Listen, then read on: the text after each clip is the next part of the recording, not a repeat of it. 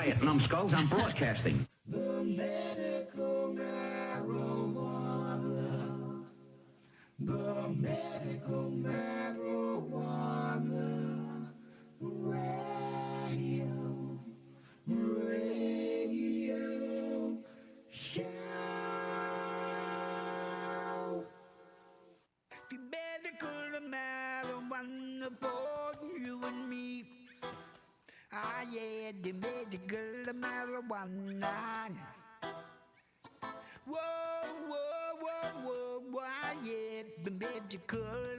It's the medical marijuana show. You will know. I want to talk to you. I want to talk to you. Hey, boy, don't feel my world untrue. Yeah, I want to talk to you. My world can be true if you do what I tell you to. I want to talk to you. Good evening, everybody. Welcome once again to another edition of Medical Marijuana Radio.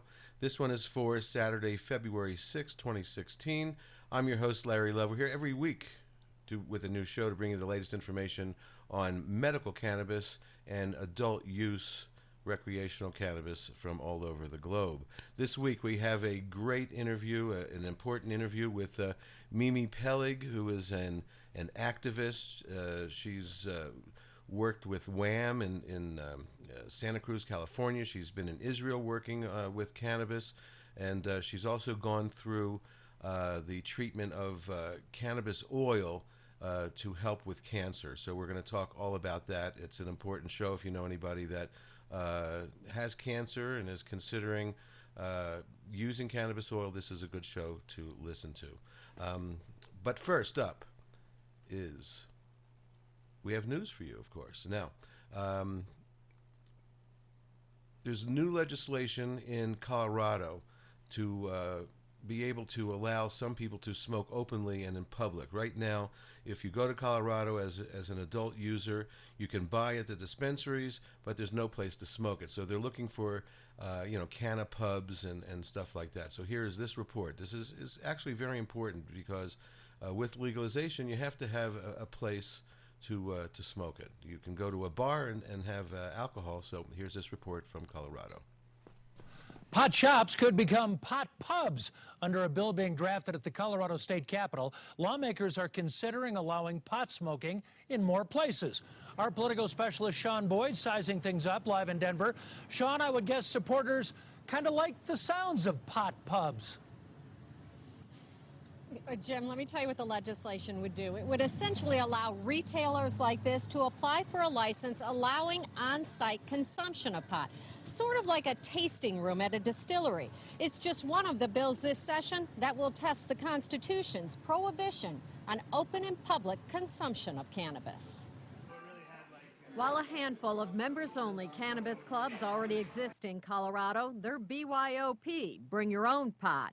Under a bill by Representative Jonathan Singer, you could go out for a dab after work like you do a drink at a pot pub. That we're actually creating something similar to bars where people can responsibly consume. Especially tourists, Singer says, who buy pot and then have nowhere to use it. He says it would still be out of public view in a private establishment. Just like we require bartenders to get training on when someone has had too much to drink, we can do the same thing for our bud tenders that we've done for our bartenders. Another bill would establish a special event permit for marijuana expos like the Cannabis Cup in Commerce City. Representative Dominic Moreno says the permits would be up to local governments. This is already happening. Why wouldn't we want to place restrictions on these events to make sure that people are consuming and buying marijuana responsibly?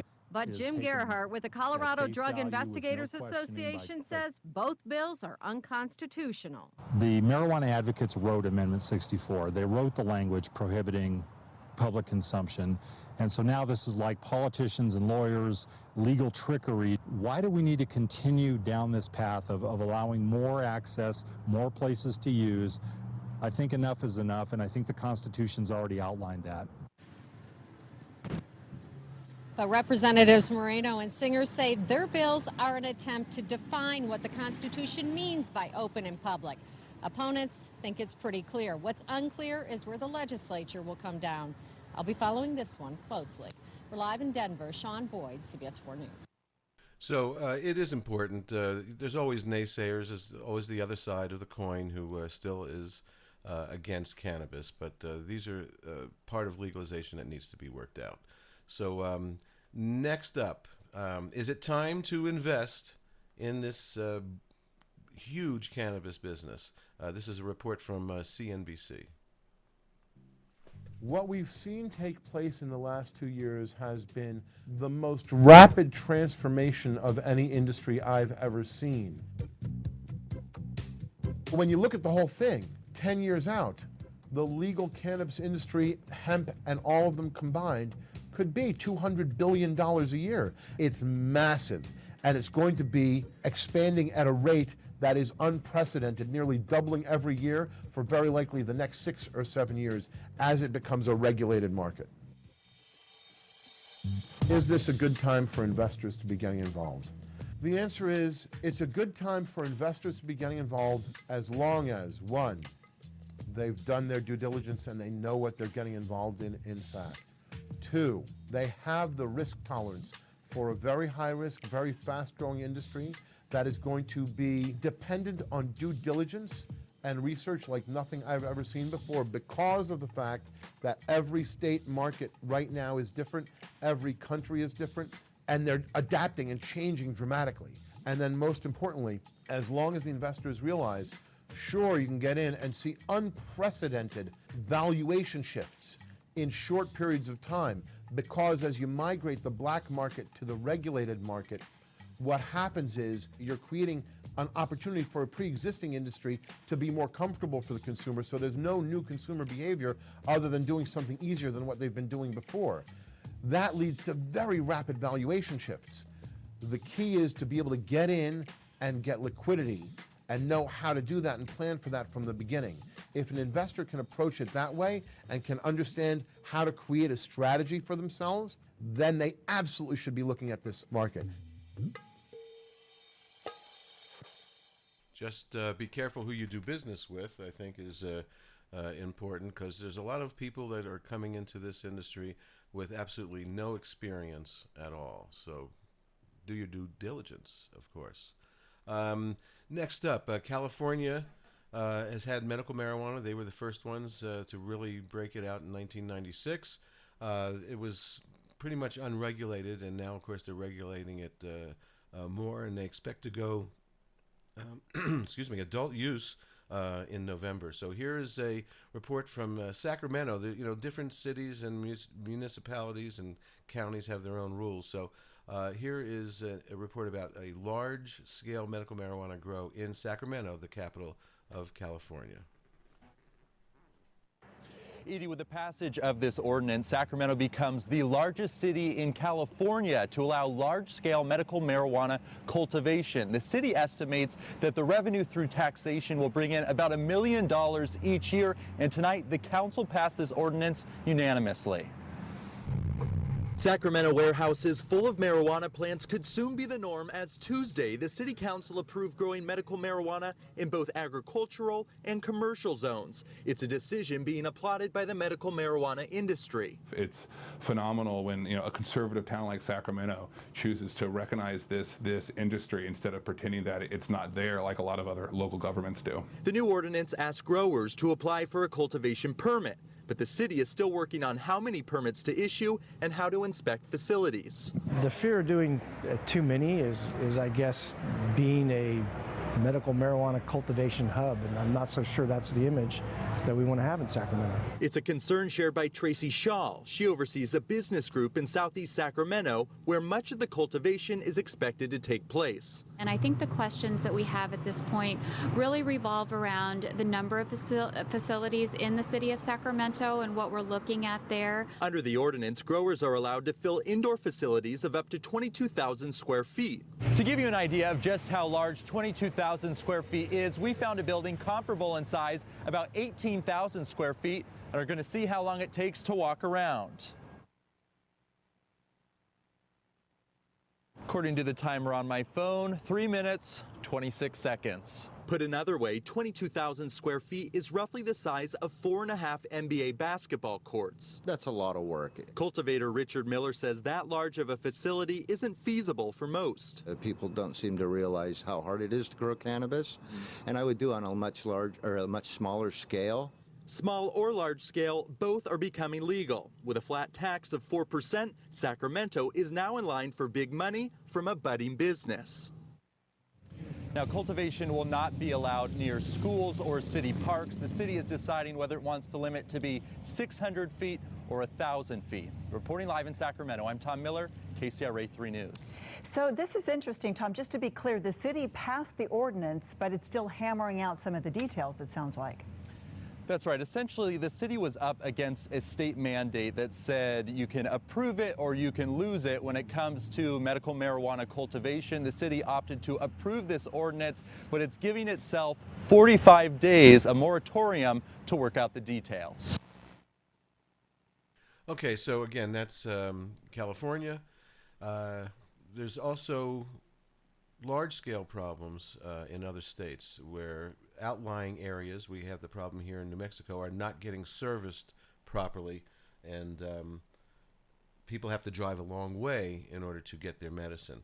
So here's this report from New York, where a family has to drive 8 hours, 4 hours each way to get the medicine that they need. Well, doors are now open at the 2 medical marijuana dispensaries here in Erie County, but a local family says that doesn't do them any good. News 4's Jen Shantz has been following this story. Jen? Well, Jackie, the Williams' son, Tommy, has a rare form of epilepsy and needs medical marijuana to control his seizures. When the emergency access bill was passed, they thought they'd be first in line. Now, almost 3 months later, they're still waiting. Tommy needs a specific type of oil with certain levels of CBD and THC. Both dispensaries here told the Williams they don't have that. They say it'll take up to 4 weeks of growing, then harvesting, processing, and a state inspection until it's ready. So despite having an ID card to purchase it, the Williams are out of luck. Today, Mom Patty drove 4 hours to Johnson City one way to purchase it from a dispensary that does carry it. On top of the wait, now the added expense of driving, the gas, getting a room down there because I'm not going to make the trip all in one day and coming back. And we have to keep doing this month after month until we have access here in Buffalo. And this comes with a big price tag, not including the price of gas and a hotel. The Williams will have to pay about $750 per month for Tommy's starter dose. They're told that could go up from there all the way up to $2,000 per month. Live in the studio, Jen Shantz, News 4 at 6. Medical cannabis has always been about safe access, and a lot of people aren't getting it, and it's very sad that they have to jump through hoops in outskirts of different states with the medical cannabis. Again, it happens here in New Mexico. It's happening everywhere. It's a new industry. These kind of things need to be worked out. Also in New York, this is a senator who is pushing for veterans to get better access to medical cannabis. Here's this report, short one. Senator Kirsten Gillibrand wants the Department of Veterans Affairs to change its policy on medical marijuana. Right now, doctors at the VA can't talk about medical marijuana with their patients, even in states where it's legal. Gillibrand believes veterans who live in those states should be able to talk about it as a treatment option. However, the executive director of the Drug Free America Foundation says research shows marijuana is a harmful drug. Yes, oh boy, is it harmful. How can people continue to stay with their heads in the ground and just deny the science?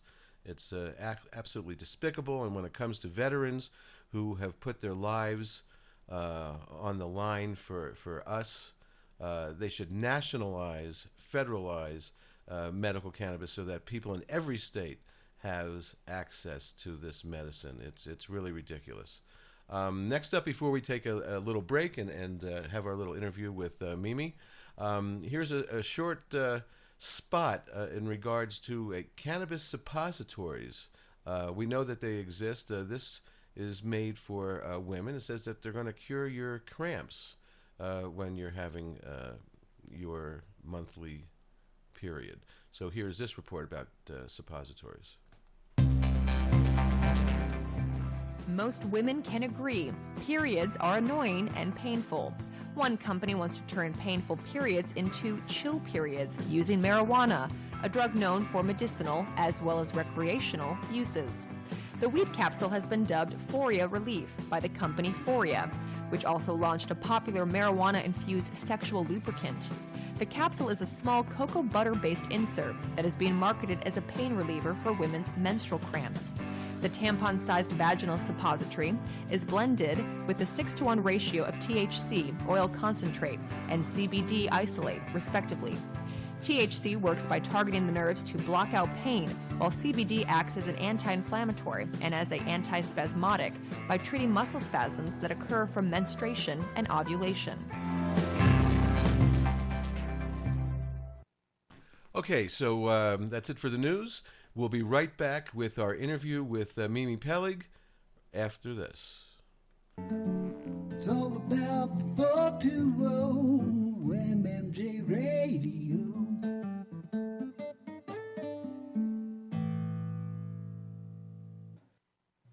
And we're back. And online today, it is my pleasure to have Mimi Peleg, who is a cannabis activist. She's worked with WHAM in Santa Cruz, California, and she has been through the Rick Simpson protocol of ingesting 60 grams of oil in 90 days. Welcome to Medical Marijuana Radio.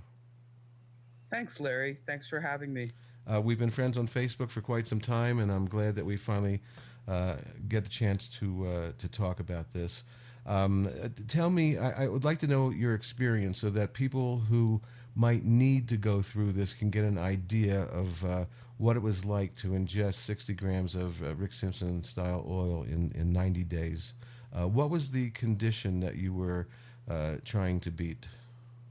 Okay, so I was diagnosed with late stage 2 endometrial cancer, and I actually had a full hysterectomy, and then I used the RSO treatment, although it really had nothing to do with Rick Simpson.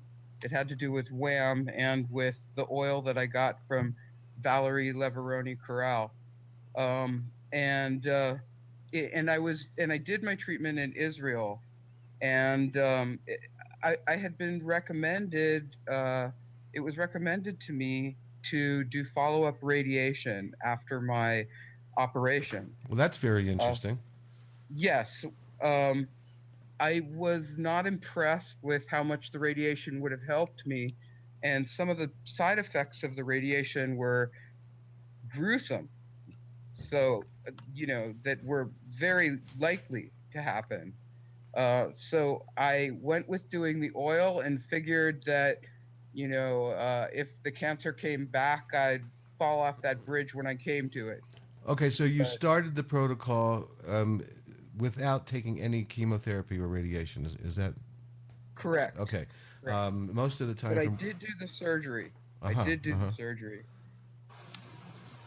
Okay, so so let's talk about it. Why did you go to Israel in order to do this protocol? Oh, I didn't go to Israel in order to do the protocol. I was actually from 2008 to 2013. I was one of very few, and sometimes as few as 3 legal cannabis trainers in Israel, federally legal cannabis trainers.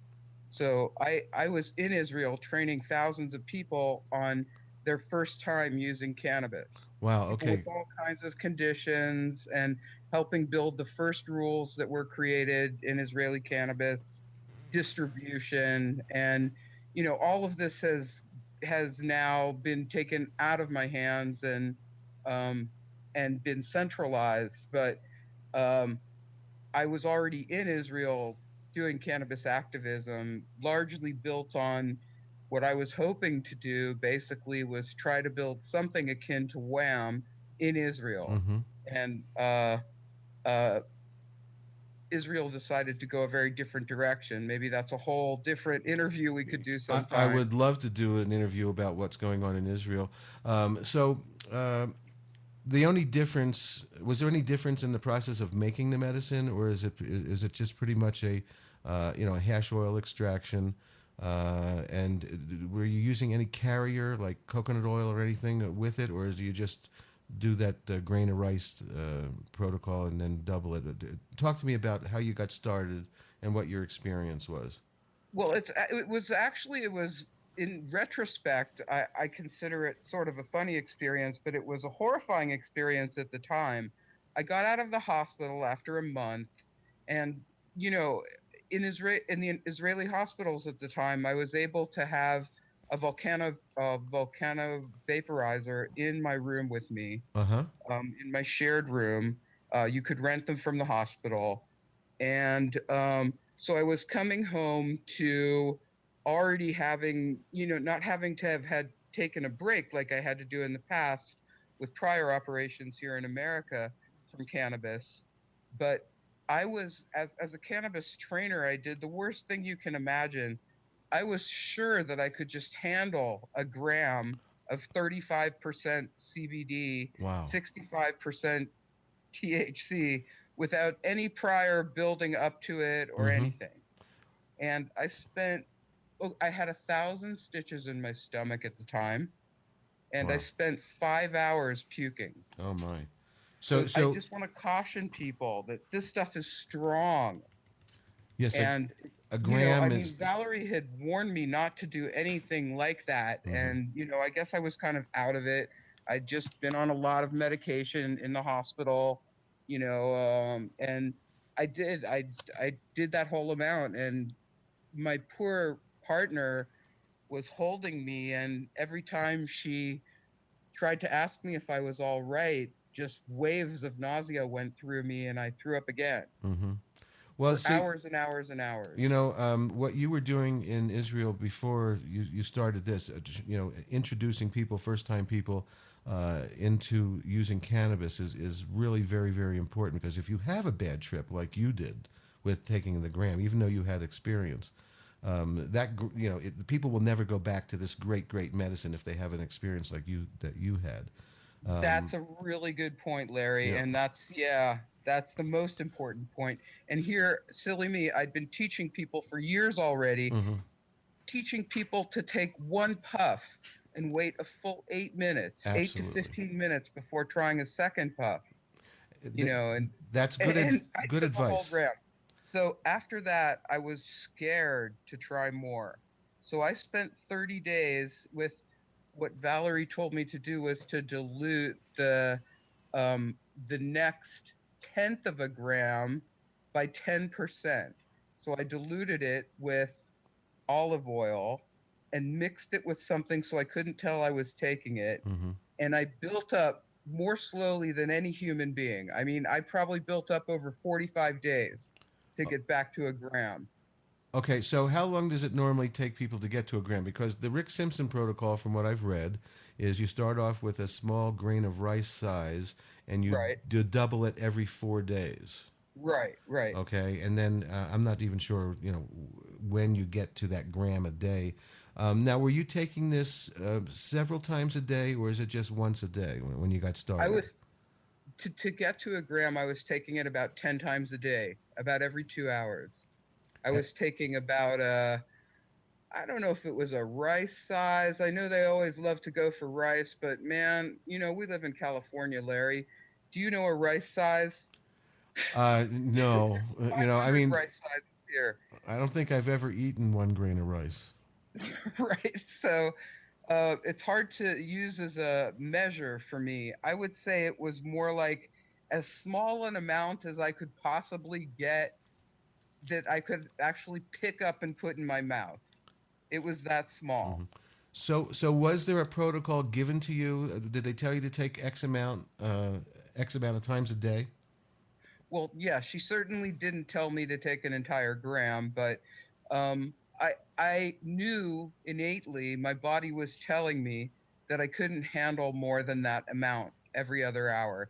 And it's a very, very heavy treatment. Mm-hmm. I spent almost 3 months pretty much in a fairly catatonic state. It isn't like dabs or something that you get used to. It's super heavy, heavy, heavy, hard, some people have told me that have done all three that it's as hard as chemo and radiation. Uh-huh. So Well, so it's not the type of cannabis that we think about as, oh yeah, cannabis, that'll be pleasant. Well, you know, to find I guess it's almost a 3-to-1 THC to CBD ratio in what Yeah. you had taken. Were these Israeli strains that were developed in Israel that you were using? Well, that's a question That maybe you that don't want to I answer? personally can't answer. Okay, gotcha. Gotcha. Yeah. All right, so But I will say that there is a limit in Israel. Israel is not allowed to produce oil that is over 30%. 30% what? CBD or THC or what? No, in total, 30% Cannabinoids? cannabinoids And why is that? because of this tendency to overdose. Hmm. But when you're dealing with cancers that need high THC, I mean, Rick Simpson even says you need oil that's 85 to 90% THC, I believe. Yeah, I'd love to. Yeah, and in fact, we were really working quite hard for quite a while in Israel to start getting some trials going on whether or not that much is actually needed. Mm-hmm. A lot of doctors that I've talked to think it could be as low as 18%. Mm-hmm. So, I mean, I would love to know the answer to that for all kinds of good reasons. I can see lots of reasons why growers would want it to be way up there at, 65%. But for our own health, less is better. Okay, yes, and of course, I've been told by people that at some point in time, when you start, doubling your dosage, that there becomes a tolerance at some point to where you're not really spacing out and being high. Did you reach that? No, I never did reach that. In fact, I started to build an aversion to it, and I started to really hate doing it. And towards like maybe the 80th day, it was supposed to be 90, right? It took me 45 days to get to a gram, Mm-hmm. and then I was supposed to get to 60 grams in another. 45 What is days. that? 45 Yeah, days. exactly. Another 45 days. So I was halfway through, um, and I couldn't see myself going up to like a gram and a quarter Mm-hmm. to get to that. So when you say And I you were, realized it Go- is not important to me to do the protocol the way that it is written. Mm-hmm. This is a journey, a very personal journey, and I'm going to listen to my body and respect my body. And after, about 90 days, I just stopped doing it. Okay, now, But I'm in remission. so during that time, Mimi, did you go and have your blood tested every week or every 2 weeks, and see what was going on? Tell me about your coordination with what you were doing with your doctors. Oh yeah, there's a lot of follow-up in oncology in Israel. It's not blood tests every few weeks. It was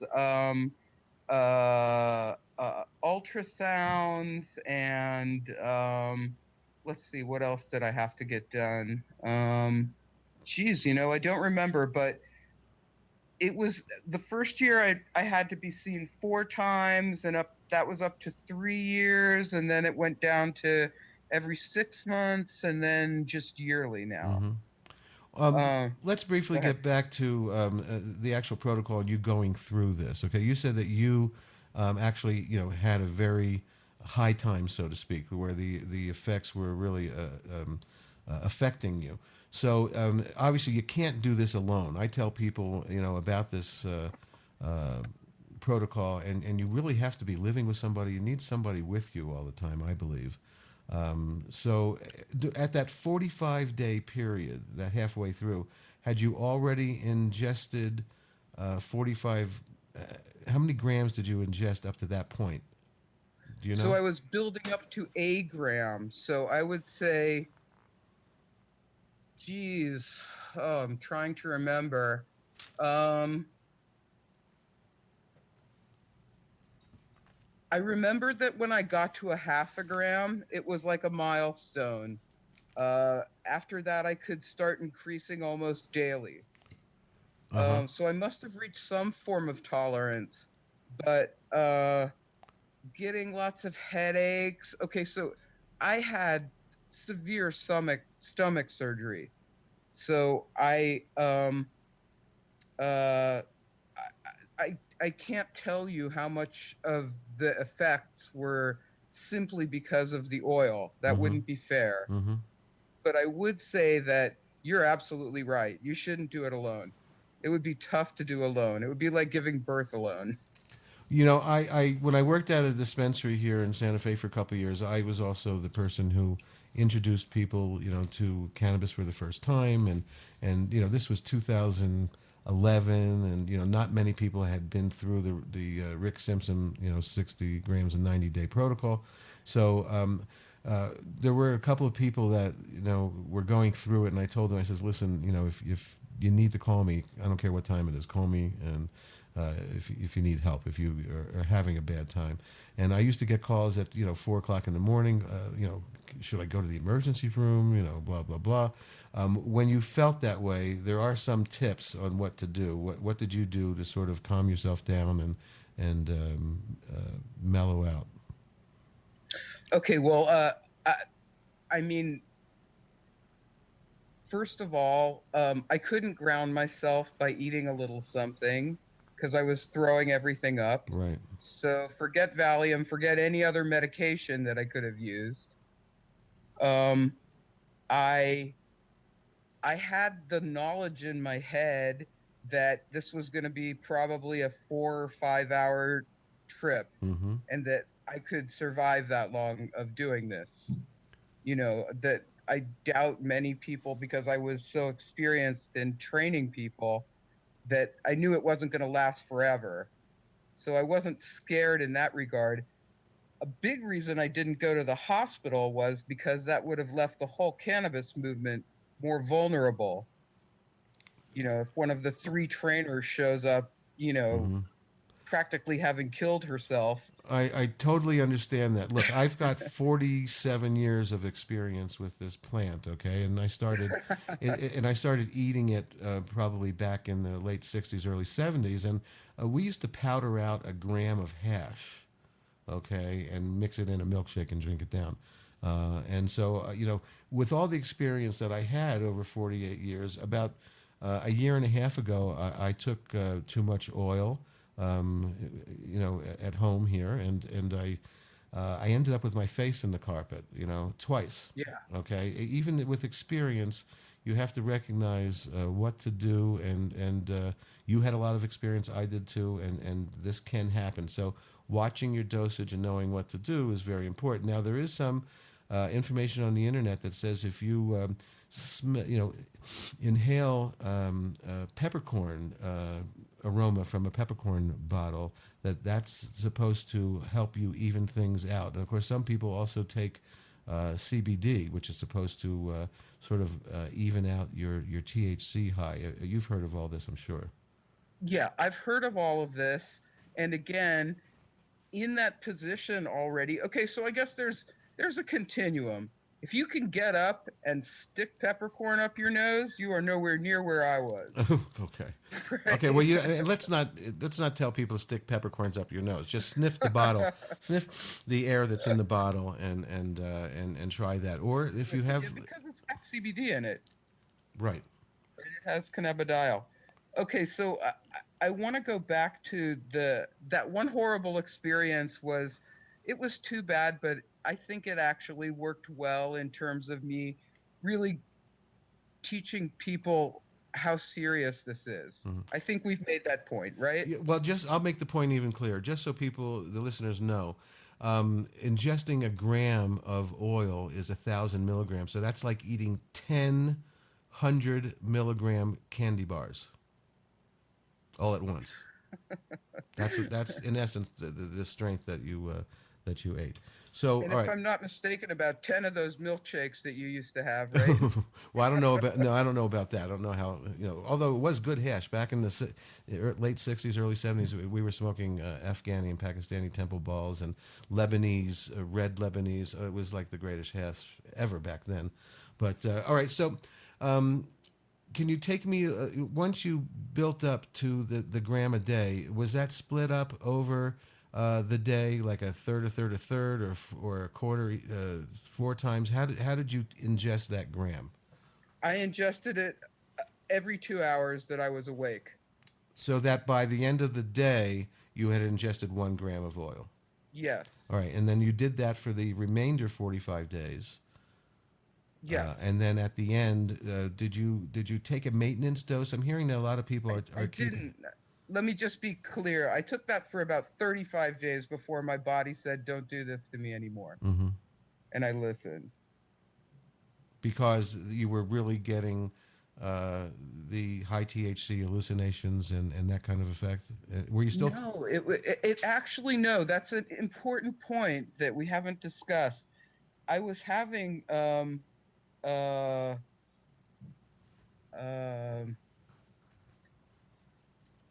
effects were such that they were lethargy, they were nausea, and they were being tired, ennui, just feeling depression.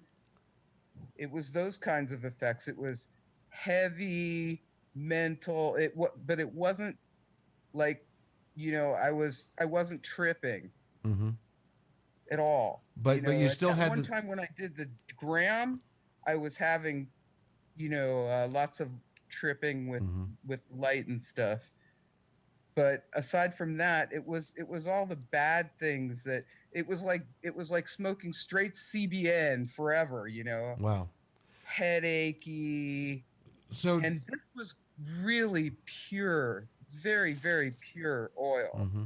It really was. It had been lab tested, and a variety of strains of CBD and THC. So do you know what cannabis hyperemesis is? You familiar with that term? Cannabis. I think it's, if I'm not mistaken, it's called hyperemesis. Okay, some people when they ingest a lot of cannabis have a reaction, and when I say, I mean you could be smoking a joint, a few, like 5-6 times a day. There's some people that have a reaction of nausea. And in order to feel better, they dry heave and they throw up. And you should Google it later. I believe it's called cannabis hyperemesis. And there's a lot of information out there on that. Whereas some of the symptoms that you were just talking about, I have a friend who every once in a while, if and this person does smoke several bowls or several joints a day, ends up getting very, very ill, and then he has to stay away from it for maybe a week or so, and then it passes. And it happens maybe once every couple of years.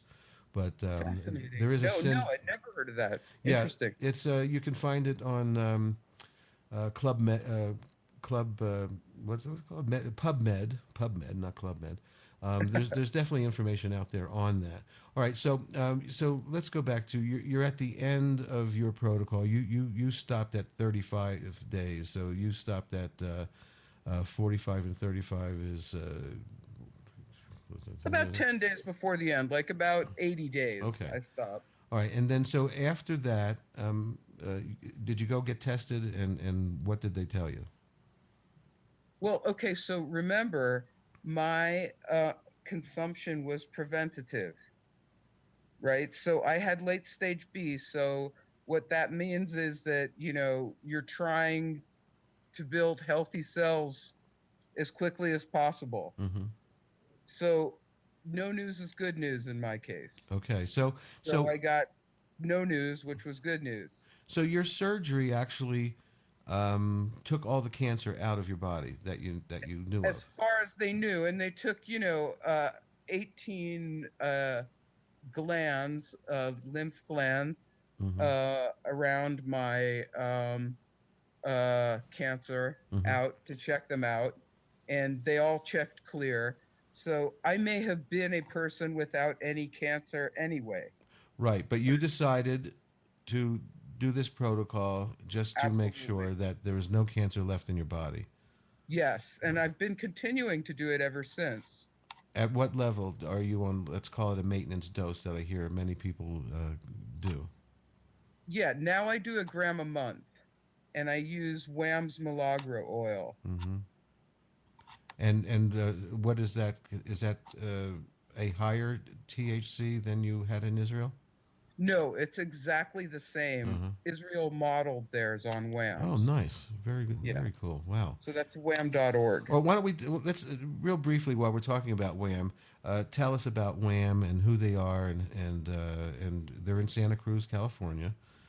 Yeah, it's the Women's Alliance. It's for women and men alliance for medical marijuana, and it's located in Santa Cruz, California. It was the first compassionate care club, probably in the world, but definitely in the United States and California. And it was built around the idea that people shouldn't have to pay a fortune for cannabis, and that growing cannabis together, people can both heal through the cannabis and as a community. And I entered WHAM as a volunteer. I was working at the University of Santa Cruz, California at Santa Cruz, and I was given one day off to volunteer, and so I volunteered for WHAM, and it was there that I learned all about just what it means to really holistically take care of somebody who's in the final phases of their life, Mm-hmm. for whatever reason, young, old. This was an end of life experience. They used to call WHAM the club people were dying to get into. Ah, okay. Well, cannabis can make end stage life a lot more comfortable than conventional medicine, pills and all that kind of stuff. So, I mean, there's veterinarians now that are using cannabis for end stage lives of dogs and cats and so forth. So there's so much new is coming out about how this plant in general and the oil can really help people. Obviously, I believe the oil treatment has worked many times on stage 4 cancers. I'm not real sure about stage 5s and so forth. But let me ask you this. How will the legalization for adult use in California in 10 months, how will that affect places like WHAM? How do you think it'll affect? Well, there are no other places like WHAM. Okay. I mean, nobody's even come close to creating a place like WHAM, although many have tried. But places like clubs, I think are going to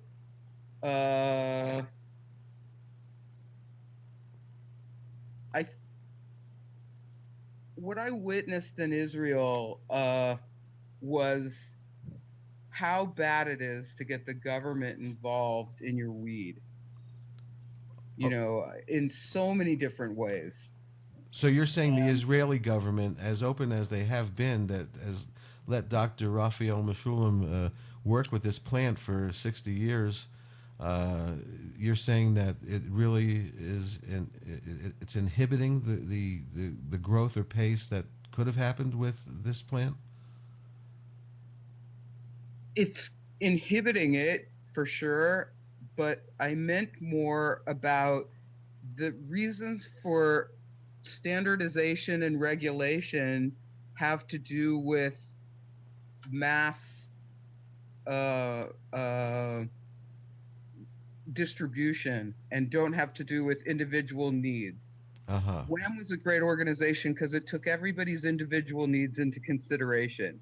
It was a model that can only work in small groups, but it could have been spread to work in 1 million small groups.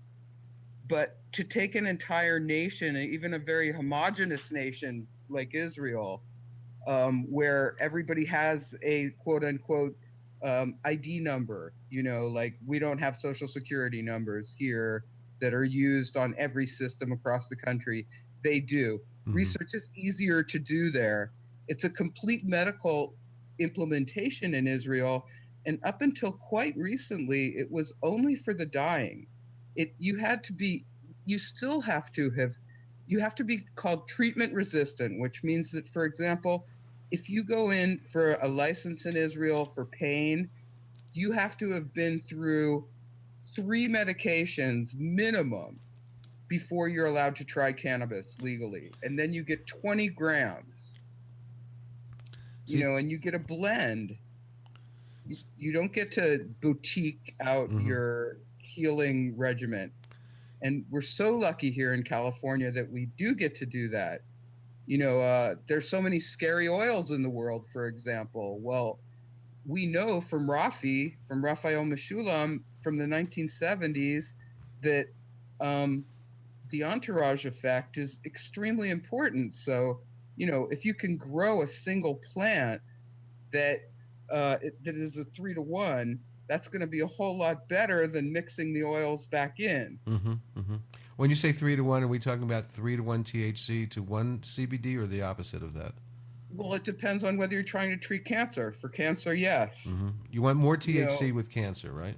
Yeah, I mean, stuff like Charlotte's Web is 18-to-1. 18-to-1 CBD. 18 CBD, 1 part THC. Correct. Okay, because it's a CBD high strain. Yeah, so that's more important for epilepsy. Although recently I've become myself, I am not actually a very active activist these days. I have my own little grow, and I've been practicing with all kinds of strains that I was dying to grow in Israel and wasn't allowed to grow on my own anymore because only the government could grow. And, so now I'm messing around with THCV for weight control and also for epilepsy. And now, what strains are high in that we might know the names of in THCV? Tangerine Dream. Oh, nice. Very good. Yeah, that's the only one I know of, actually. But it's a hard strain to get a hold of, too, with THCV in it, because it's not a stabilized phenotype. So, certain phenotypes might have the THCV in a higher percentage than others. Yeah, I get that. And people should be aware of that with all the various CBD strains that you buy, too. Seed growers across the world just simply haven't had the time yet to go 8 generations out. I mean, unless you're talking about Shanti Baba or some of, the really hardcore big seed companies. Shanti Baba is the one that has, is it Shark's Breath? Is that his? And Super Silver Haze, and I trust his CBD strains. So did Super Silver Haze, which came from greenhouse seeds originally, and of course that's bred into Super Lemon Haze, that's a high CBD strain? I never knew that. He grows a high CBD strain of it. A version of it. Yeah, a version of it I trust. I just want to say something that we were talking about a couple minutes ago. This medicine, this plant, should be first choice and not last choice. It shouldn't be the last choice. You've exhausted everything else and now you can start using cannabis. Absolutely. So that's an important thing to say. So before we wrap things up and talk about, there's a book out that you wanted to talk about that's coming out that you're involved with or in just like a brief capsule, so to speak, what would you how would you explain this protocol, 60 grams in 90 days, to someone today after you've been through it? Let's say you're meeting a patient for the first time and they're interested in going through this protocol. How would you talk to them and explain what they need to do in order to give them the education they need to make a decision on whether they should do it or not? Make believe I'm a patient, I'm coming to you and I'm saying, you know what, I really think I need to do this. Tell me about it. What's the best way to get through it and get to that gram a day? So let's just add a few more pieces of make-believe to this. Sure. Let's make believe that we're not in a legal state where you can go to a doctor like Alan Frankel or Frank Lucido or people who have been doing this all their lives and have databases of thousands to help you with. And let's make believe that you're in a place like Poland where you can be put in jail for even discussing it, and you're not getting the world's best information from me. You're just getting what I know. Okay? I would feel more comfortable talking from that position. Sure. Okay. So in that case, if I was talking to somebody that had to actually make their own oil, I would probably teach them how to distill their own alcohol from ethanol. I mean, this is the levels we had to go to in Israel. Okay. And then how to create their own oil and how to test whether or not it has CBD or THC in it, simply by, well, it's not simple. I could talk about it for another few minutes, but I would have them decarboxylate basically their own product in the end, and then take the actual gooey tar. I know you've seen it. I've made it. Yeah. Okay. Take the gooey tar and dose it out. Because you might not have 60 grams. I mean, I've been to countries when I traveled around and talked about cannabis. I've actually been to countries where nobody gets 60 grams a year. It's impossible to find. But some cannabis, I believe, is better than no cannabis. But it does take, let's say, at least a pound to a pound and a half of bud to make Right. 60 grams. So, I mean, that costs money. It's expensive. The process is long. So go ahead.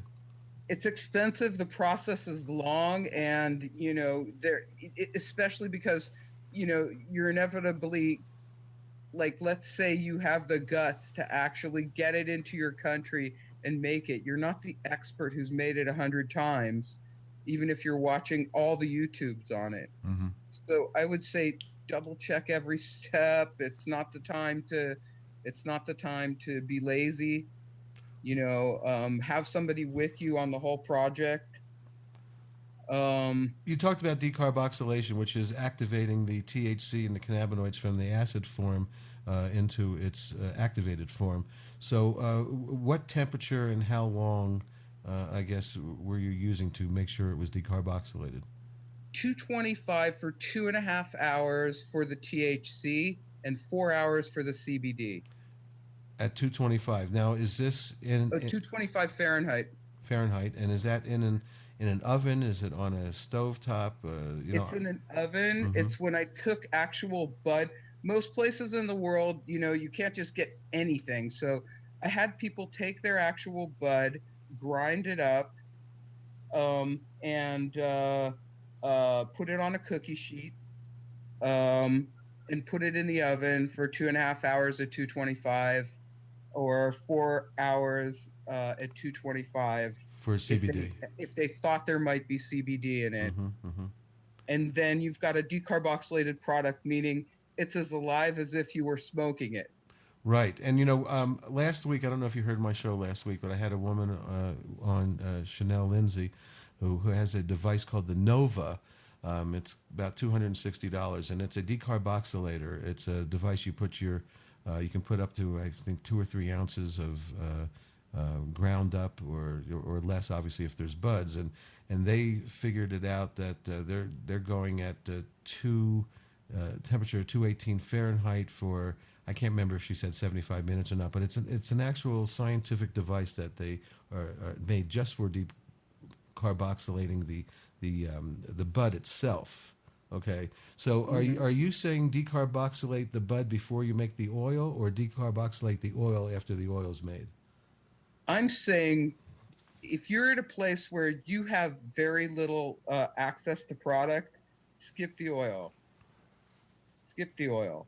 Just decarboxylate the bud and start eating it, because it then becomes water soluble.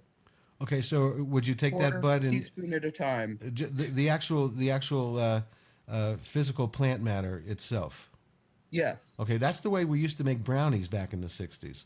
And we used to bite into a brownie that was like just full of, it's a little hard to get down. I mean, isn't All right, it? wait a minute. Seriously, you made brownies like that instead of cooking them at 350 in the oven?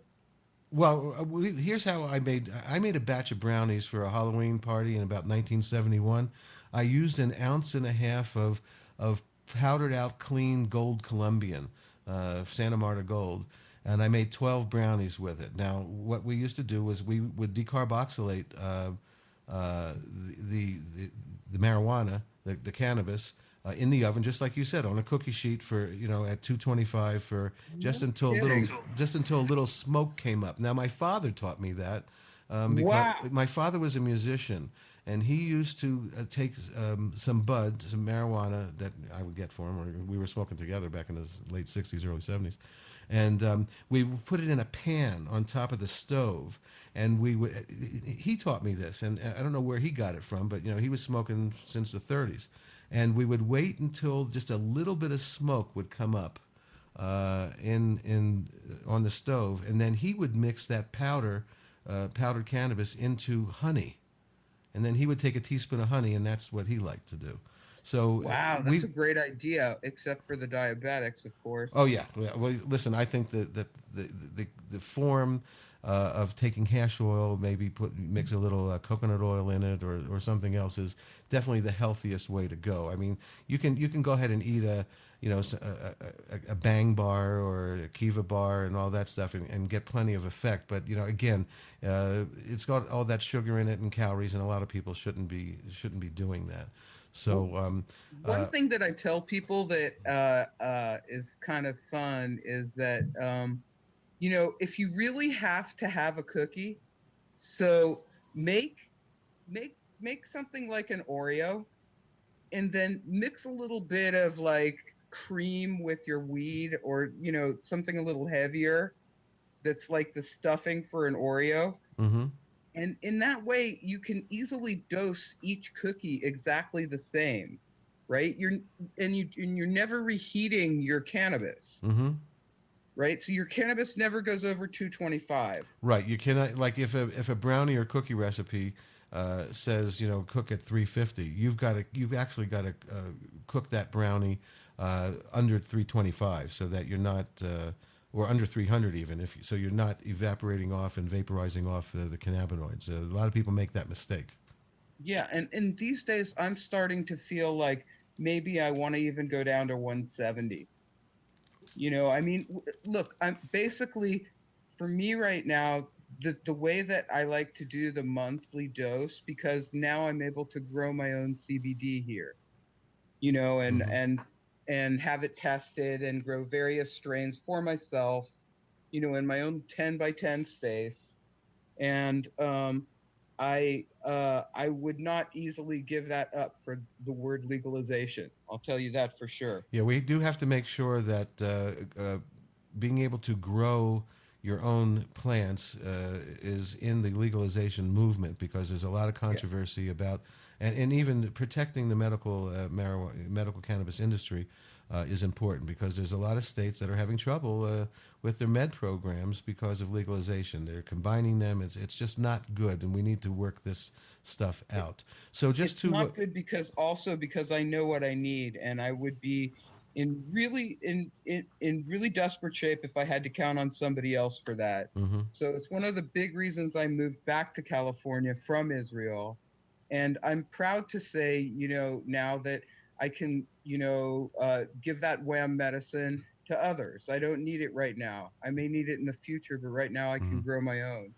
So when I'm growing my own, the way that I like to take it is not the Rick Simpson way. I like to just do cold water. I go back to making cold water. So like that's and a then hash. I just make a little teeny ball and I eat it. Would you say like finger hash is sort of the same thing? Yeah. When you're trimming up and all that stuff. Well, that's very interesting. Just to go back to what you just said and my interview last week with Chanel, Nova, which I think the name of the company is Ardent Cannabis, they also make little capsules that are one side is half filled with like some kind of I can't remember if she said coconut oil or some olive oil or something, and then once you decarboxylate the bud, you fill the other side up with that, and then you cap it off, and then you take it that way. So it's sort of what you're saying about actually using the whole plant, which is very, very important, I think, these days. It's coming out that the whole plant is much better and healthier than just isolating it and not having some of those other things in it. Yeah.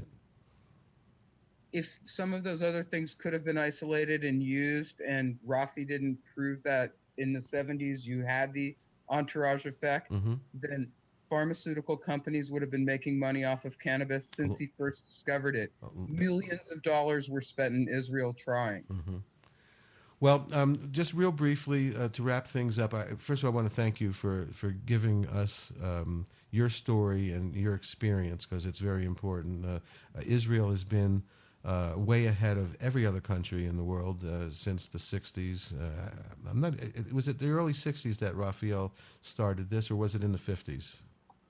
I don't know exactly when Rafi started, but I'm pretty sure that Lumir was working in the 50s back in the Czech Republic. Ah, okay, very cool.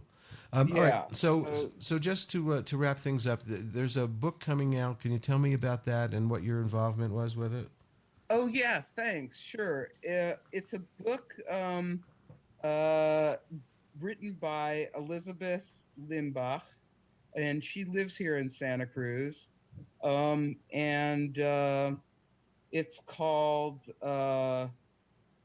Cannabis Saved My Life, Stories of Hope and Healing. And it's coming out in early March this year. It's going to be sold via Amazon and major retailers around the country.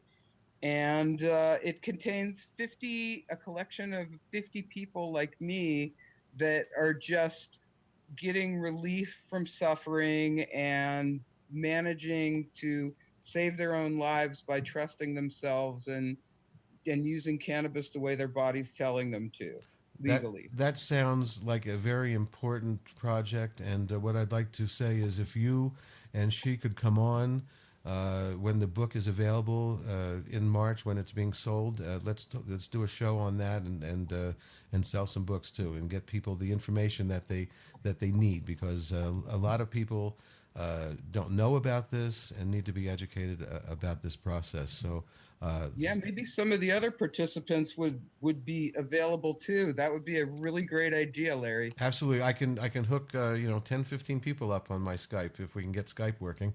So so anyway, we'll work on that before then, and I just want to send you so much thanks and gratitude for what you do. Oh, well, thank you. I appreciate that, and I thank you for giving Medical Marijuana Radio your time today. I think it was very helpful. I'm actually have to call somebody in California after we get off this call who needs some this same type of counseling, and I've already given them Dr. Alan Frankel's phone number, and I'm hoping that they will go see him. So I appreciate the fact that you brought him up today. So Mimi Peleg, I really appreciate your time today, and I wish you well with your health, of course, and if you're ever in the Santa Fe area, or if I get to California, I would love to have a cup of tea with you. Oh, me too. Absolutely. Let's plan on it. All right. All right. Take care. All right. Bye, everybody. We'll be right back after this. The medical marijuana. The medical marijuana. Radio show.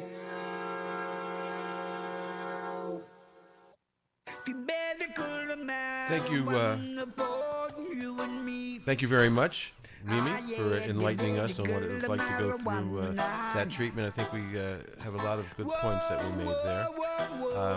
Also, people, check out WHAM when you get a chance. WHAM is that organization in Santa Cruz, California.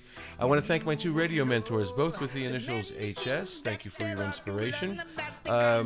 If you would like to be a guest on the show or have an idea for the show, have a topic or anything, write me at info@mmjradio.com. Again, info@mmjradio.com. If you've missed any old shows, we're in our 7th season right now. Go to mmjradio.com. That's our archives. You can also find them on YouTube, on my YouTube channel, which is LS Love 88. SoundCloud, audio only, MMJ Radio, on Spreaker, MMJ Radio as well, CannabisTube.net. Also on Spreaker, it's the Time for Hemp Global Broadcasting Network. They're on iHeartRadio as well. On Now TV, channel 937.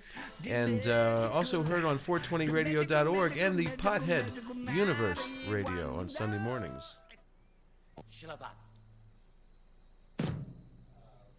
Shalom.